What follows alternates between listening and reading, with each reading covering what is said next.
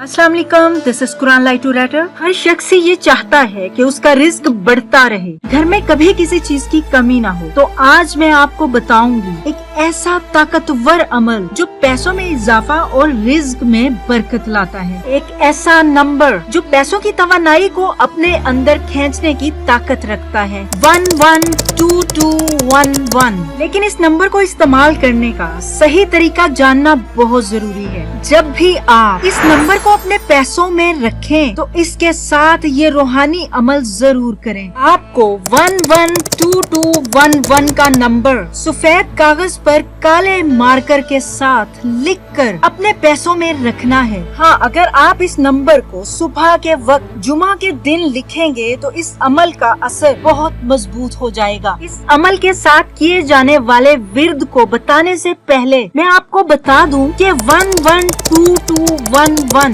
वहाँ असर दिखाता है जहाँ आपका ताल्लुक पैसे और रोजी से जुड़ा होता है। ये नंबर एक मकनातीस की तरह दौलत और खुशहाली को आपकी तरफ खींचने लगता है। लेकिन जहन में रखें, ये अमल सिर्फ उस वक्त काम करेगा जब आप पूरे यकीन के साथ ये अमल करेंगे। सच्चे दिल और जुबान से अल्लाह से दुआ करें कि या अल्लाह मेरी रोजी में इजाफा फरमा, मेरे पैसों और घर में हमेशा बरकत रख। नियत की ताकत ही आपकी कामयाबी है। जब आप सफेद कागज पर 112211 का नंबर काले मार्कर से लिख लें तो इसके साथ ही अल्लाह के खूबसूरत नामों का विर्द करना है। या रज़ाकू या वासिऊ। ये विर्द सिर्फ आपको एक बार करना है। या रज़ाकू या वासिऊ 200 बार, अव्वलो आखिर 11 बार दुरूद शरीफ के साथ पढ़ना है। फिर इस नंबर और पैसों पर पढ़कर फूंक मार दें और इन्हें छोड़ दें। जब आप ये विर्द करते हैं तो दरअसल आप कायनात को और सबसे बढ़कर अपने शऊर को ये पैगाम दे रहे होते हैं कि आप दौलत और फरावानी के लिए तैयार हैं। 14 डेज के बाद आप देखेंगे कि